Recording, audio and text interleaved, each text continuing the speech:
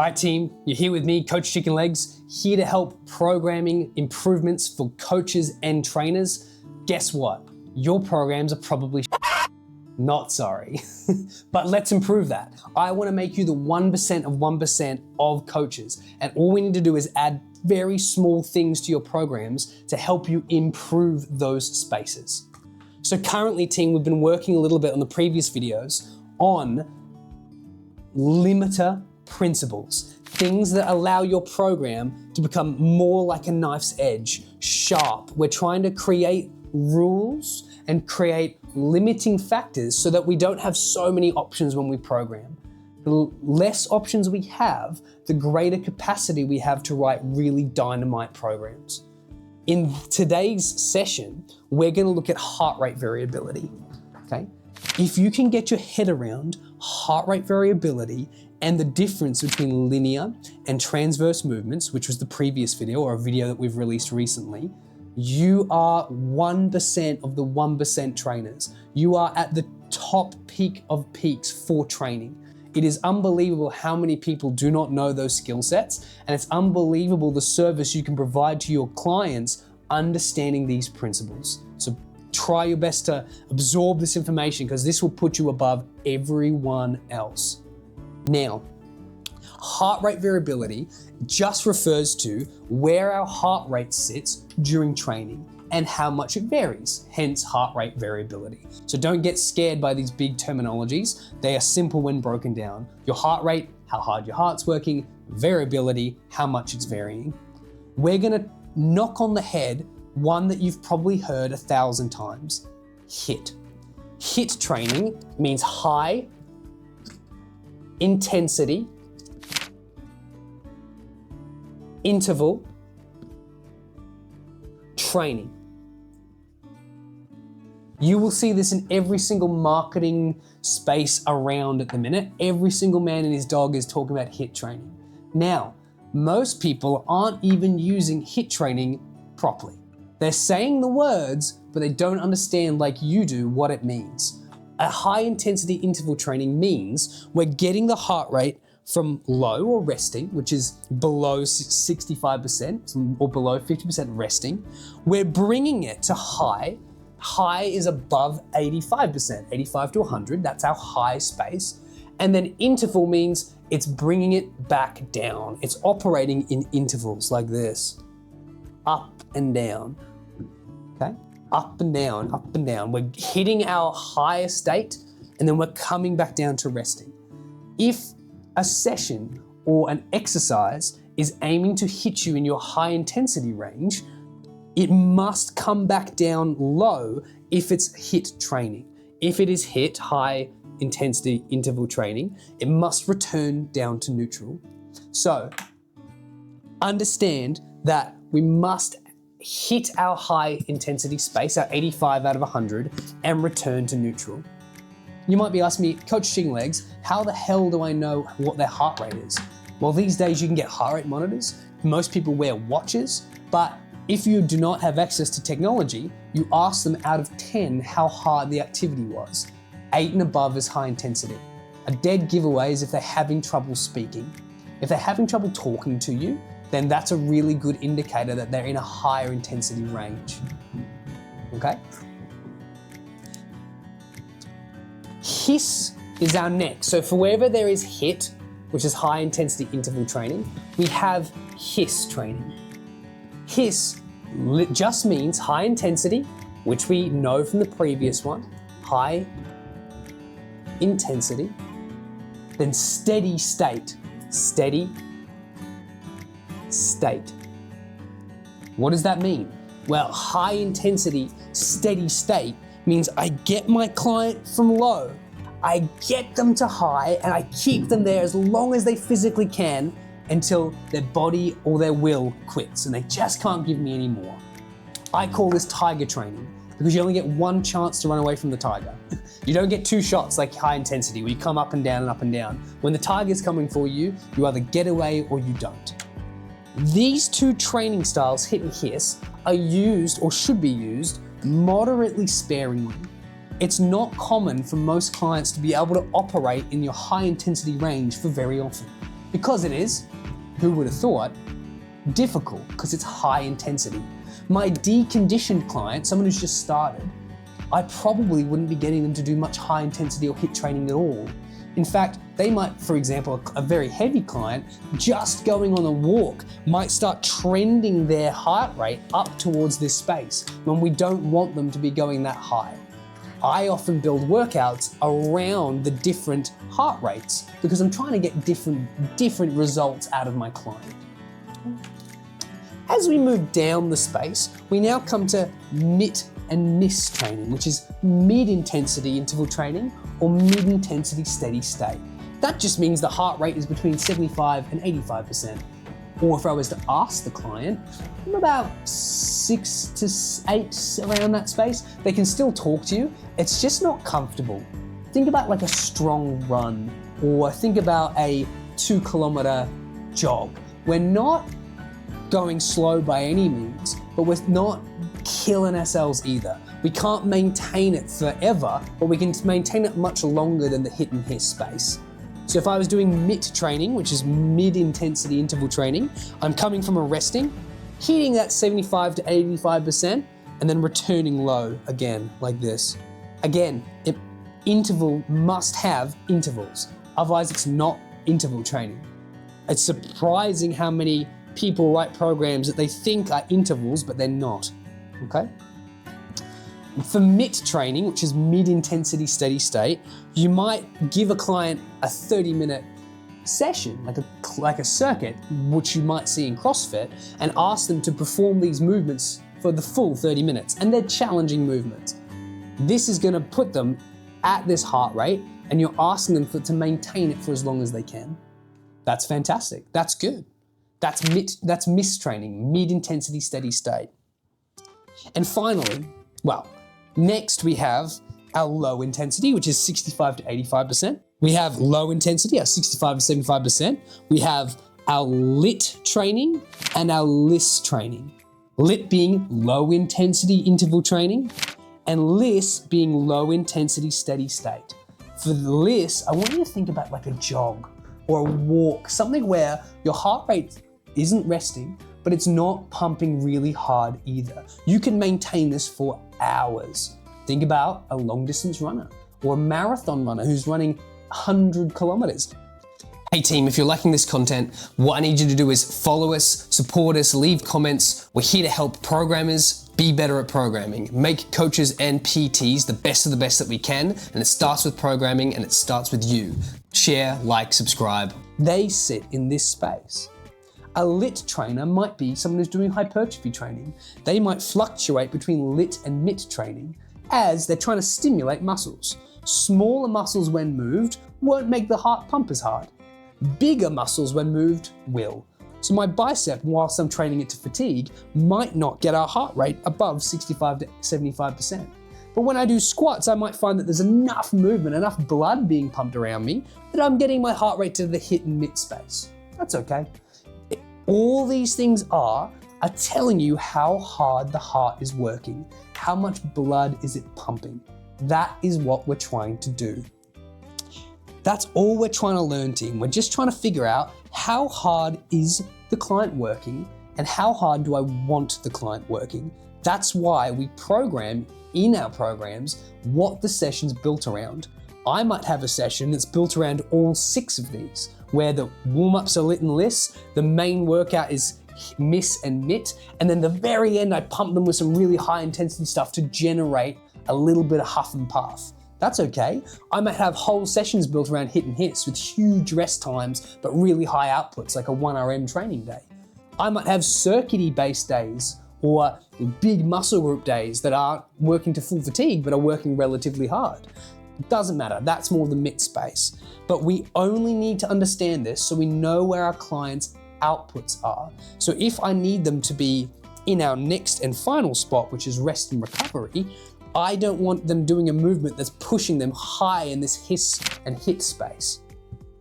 If I'm getting a client to do a warm-up and I'm finding that they're trending towards the HIIT and HIIS space, I might need to adjust my workout if I've tried to build it around lower intensity.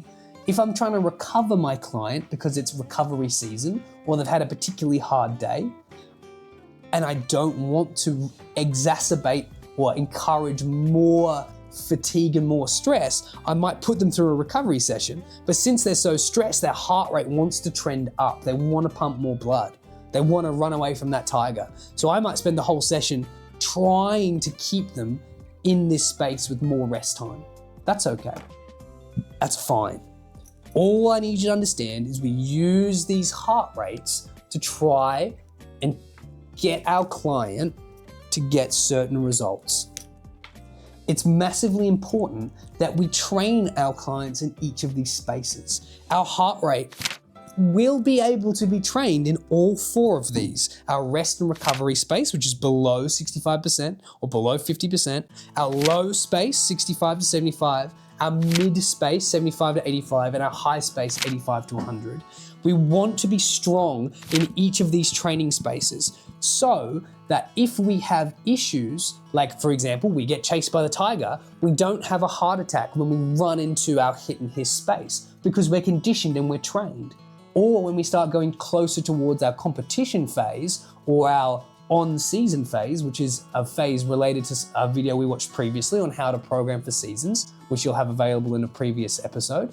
But if we're trying to get them to a competition, so for example, let's say we have a jiu-jitsu fighter or we have a sprinter and their main sport is living in this hiss and hit space for very short periods of time, you're sure as shit we need to train them in this space regularly.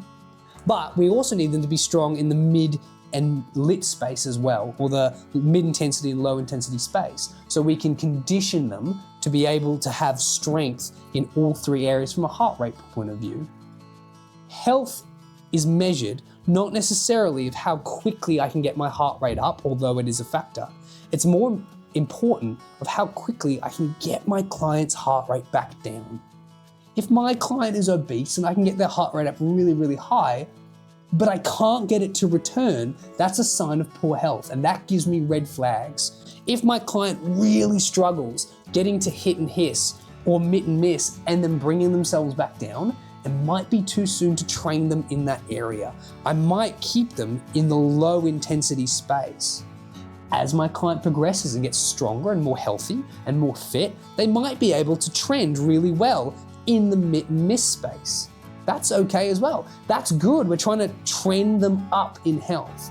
And then finally, over maybe your 12-week training camp, maybe over your 12-month training program, we start being able to introduce them to these hit and hit spaces. For our clients' longevity, for our clients' output performance, for our clients' abilities, we want them to be strong in each spot. It is necessary for you as a coach to be able to provide them services in each of these spaces. You must be able to tailor a workout. So if I am having a day where I want my client to produce high performance activities and I look at their heart rate on the TV or their phone, or we test them with a 1 out of 10 ratio, and we're finding the movements I'm getting them to do is not getting them to the high intensity space, then I need to adjust to bring them to whatever heart rate I'm trying to get them to do. Okay? We usually do a lot of recovery and complicated movements in this space, in the low intensity, when we're learning how to do stuff. Then once learned, we can start introducing them into the mitt and miss space. And we usually, when we're trying to get high outcomes, we use mastered movements, stuff that's either in the linear plane, which again is in previous videos if you want to look into that, or stuff they know really well. If I have a boxer, when they're learning to box, they might learn and practice a lot of the time in the lower heart rate space. They may then be able to develop some power in their punches and start moving to the mitt and miss space. But then when they get really good, we can start introducing that hit and hiss space. Because when they enter competition for boxing, they're probably going to dance between all 3 of these heart rate variabilities. So we must train them in that space. These spaces are also really relevant for the 2 main questions you're going to get asked in your PT journey. Can you help me lose weight? And can you help me gain muscle?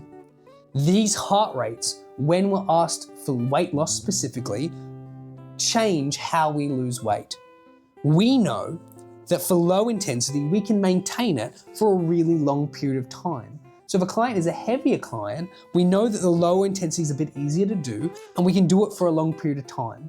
So where I might get the client to train whilst in this space is I might put them on a bike and in front of their TV, a stationary bike, and get them to watch an hour of their favorite TV show or 20 minutes of their favorite TV show.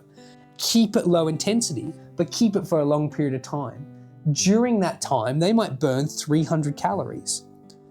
So for an hour's worth of TV time, they've burnt 300 calories, which is contributing to their weight loss. That's awesome. If a client's deconditioned or they want just casual calorie turnover, that might be a perfect thing for them to do. If my client is conditioned and a little bit more time sensitive, I can give them a mid workout, which might be a 20-minute middle rate jog or a weights program with me, and that might burn them 300 calories to contribute to their weight loss because the intensity of the heart rate was higher. They had to produce more, okay? If I get a fighter or a client to perform 5 minutes of a boxing match, a really high intensity, or I might get the client to do really hard Tabatas or something that's really challenging in this 85 to 100% space for them, they might burn 300 calories, which is what we're trying to work with, in 10 minutes. It might be insane. They might do something outrageous. That's fantastic. We have burned and used these heart rates in different capacities to help our client lose weight. We've helped them long-term to lose 300 calories, so really good for perhaps a deconditioned client who's having trouble and wouldn't be able to reach these spaces. We might use weights training and circuit training and resistance training to burn 300 calories in a 20 to 30 minute circuit or session, or we might get a really conditioned client to perform a 5 to 10 minute mini circuit or high intensity interval training, HIIT training or HISS training, to burn their 300 calories. Remember that you don't live in the HIIT space long, it's only a couple of seconds because we can't generate that much energy and power because as we perform this high heart rate, we can't give ourselves enough oxygen in breath to be able to continue that pattern. So it's inevitable that you'll start trending down more to that mid space. Remember that our mid space is determined by how much oxygen we can get in. It's important to be able to turn oxygen over. That's why they can still talk to you, but it's a bit challenging. But you might find that in this lower state, it's really easy to turn over oxygen. That's why it's easy to go for a long time. It's easy to turn over oxygen in the low space. It's a little bit harder in the mid space, but it is doable, and it's near impossible in the HIIT space for any length of time. That's why your heart rate changes and increases, one of the reasons. If we were thinking about muscle gain, we understand that muscle gain requires good rehabilitation, so stretching and flexibility and joint warm-up, as well as stimulation, which will happen from time and intensity. If I make the muscle work to fatigue and I want to isolate some stuff, I might get them to work in lit or list states on smaller muscles. So I might isolate a calf and get them to do as many reps as they can, getting them to that higher heart rate. But since the calf isn't necessarily a big muscle, it's never going to stimulate me all the way up to the HIIT and the high intensity stuff. So I might keep those muscle groups, or smaller muscle groups, in the lower percentile or the lower heart rate variability range. Okay? This might also be where I do the recovery for the muscles. As I go for muscle gain, I might stimulate it in the mid and miss space. It's a little bit higher intensity. There's more energy going into the muscle, more tear, more go, more power. So I might do some circuits, I might do CrossFit stuff, I might do some sled running, whatever.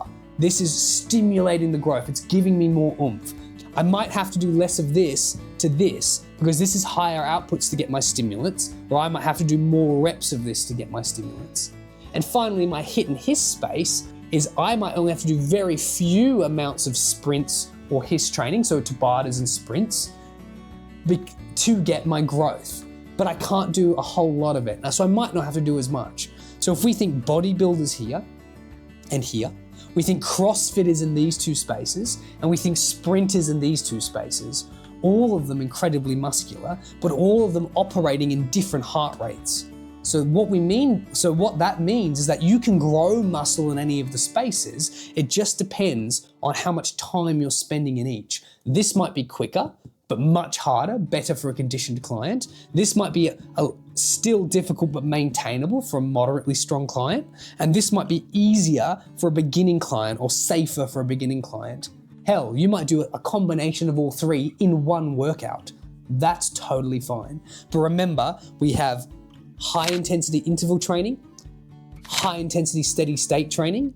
We have middle intensity interval training and middle intensity steady state. We have low intensity interval training and low intensity steady state.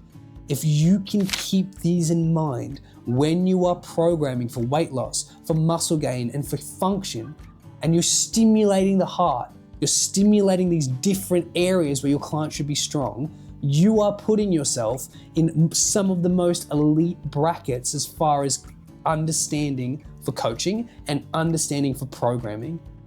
This stuff will blow your clients out of the way, and it will make you far better at being able to help them get to their needs and goals, because you know which heart rates will need playing. If your client is deconditioned, you immediately know you will spend more time in the lit and list state. If your client is high performing and a sprint athlete, you know you'll need to splinter them through all three of these different heart rate zones. If your client comes in feeling really lethargic or readiness just isn't there, which again is a video that we've previously done, you can then adapt the program to bring them down to their lower heart rate, so that way you're not overstimulating someone who's already worn down. If someone comes in and you had a recovery session in mind in this lower rest and lower heart rate variability, but they're just killing it and they're really good to go, you might have to adjust the movements to get them to those higher heart rates. But we're always tracking these metrics, team. We're always looking how quickly they can adapt their heart rates up and down and shift between these three spaces. This one's a little bit more complicated, but if you can get your head around this, team, your programming and coaching capacity will be unrivaled. You will be fantastic. If you can mix this in with your movement patterns, your transverse and your linear patterns, and you understand your 9 movement patterns, and you understand your 12 and 12 month coaching on season, off season, pre-season, rest season, all of a sudden, again, these being videos that we've previously released, all of a sudden your programming is a dynamite $100 worth of programming for every session. You are a high level trainer. You are in the 1%, and that's where we're trying to get to in our coaching. That's what we're trying to do for you. Keep your eye on this space, because we'll give you more content around it soon. Thanks for watching. Be the best you can be. Program the shit out of it. Try writing 10 programs for each of these spaces. 10 programmings for rest and recovery, 10 programs for a high heart rate, 10 programs for a low heart rate, 10 programs for a mid heart rate, and 10 bloody programs for all of them when you're mixing all of them in one session. Do it. No excuse. Let's go.